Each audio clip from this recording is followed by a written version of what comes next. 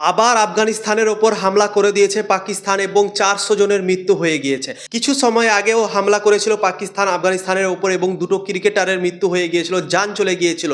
এবার ভাই হামলা করেছে পাকিস্তান কালকে একটা, এবং সেই হামলাতে 400 জনের মৃত্যু হয়ে গিয়েছে। শোনা যাচ্ছে কি নাকি একটা হসপিটালে অ্যাটাক করা হয়েছে এবং সেই হসপিটালে অনেকগুলো রুগী ছিল, অনেকগুলো তাদের পরিবারের লোকজন ছিল, যে রুগীগুলো ধরো ভর্তি ছিল সেই পরিবারের লোকজন ছিল, এবং টোটাল 400 জনের নাকি মৃত্যু হয়েছে। তোমরা ভাবতে পারো, সত্যি ভাই খুবই দুঃখজনক ঘটনা।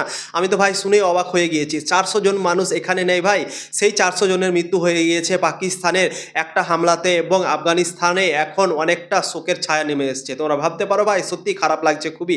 পাকিস্তান কি করছে ভাই, এগুলো সব দেশে খালি হামলা করে বেড়াচ্ছে। তো আফগানিস্তান আর পাকিস্তানের মধ্যে খুব একটা সম্পর্ক এখন ভালো নেই। ভারত আর পাকিস্তানের মধ্যে যেরকম সম্পর্ক, এখন আফগানিস্তান আর পাকিস্তানের মধ্যেও কিন্তু সেই রকমই সম্পর্কটা আস্তে আস্তে তৈরি হয়ে যাচ্ছে। দুই দেশের মধ্যে এখন আস্তে আস্তে মনে হচ্ছে ঝামেলা বেড়ে যাচ্ছে ভাই। আফগানিস্তানের তরফ থেকে আমরা কিছু শুনতে পাইনি কি আফগানিস্তান হামলা করে দিয়েছে পাকিস্তানের ওপর, কিন্তু প্রত্যেকবারই শোনা যাচ্ছে কি পাকিস্তানই হামলা করে দিচ্ছে আফগানিস্তানের ওপর। তোমরা ভাবতে পারো, এর আগেও হামলা করেছিল, এবারও হামলা করে দিয়েছে।